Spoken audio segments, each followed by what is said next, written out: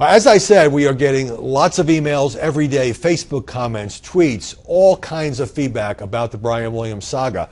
And while most people, I mean, there are very few people, at least those who are communicating with me, who are defending the NBC anchor over what he did, making up the false story about the time that he was in Iraq in 2003.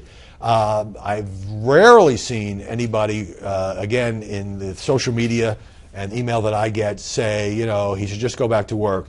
But a few people are saying that we in the media are making this a bigger story than it needs to be, which I find interesting. So let's go to the email bag. And Anthony writes in, I was very disappointed with your program today, meaning Sunday.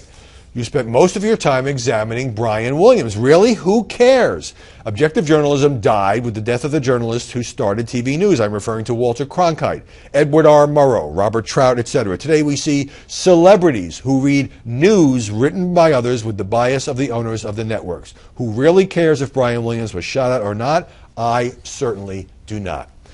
Well, you know, Brian Williams has suspended himself. He is the top-rated network news anchor. 9 million people a night watch NBC Nightly News. I think that in and of itself, whether you care about the lie he told or you do not, makes this a story that goes beyond those of us in the news business. Now, if you have the view that basically all journalism is garbage and it's all slanted, then I can see where you'd say you kind of tuned out, literally or figuratively, a long time ago. But this notion, it's certainly true that anchors these days are celebrities. Guess what? Walter Cronkite was a pretty big celebrity in his day. I mean, he is a guy who most people hold up as the gold standard, even though he later kind of came out as a liberal in his post-CBS years. There's the gold standard for fair, accurate, and objective reporting, particularly when he went to Vietnam and said we were losing the war there.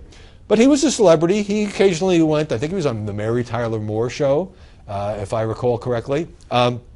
So the celebrity thing is not that new, except there are so many more ways to be a celebrity in today's 24/7 universe. The idea that these anchors are just news readers who read news written by others, you know, that is just false. I can tell you, having sat in newsroom and watched not just Brian Williams, but Bob Schieffer, Dan Rather, Katie Couric, Charlie Gibson, Diane Sawyer. I've watched them all in action for reporting that I've done over the years, and they are all function, whether they have the title or not, as the managing editor of their newscast. They help decide story selection. They work on scripts.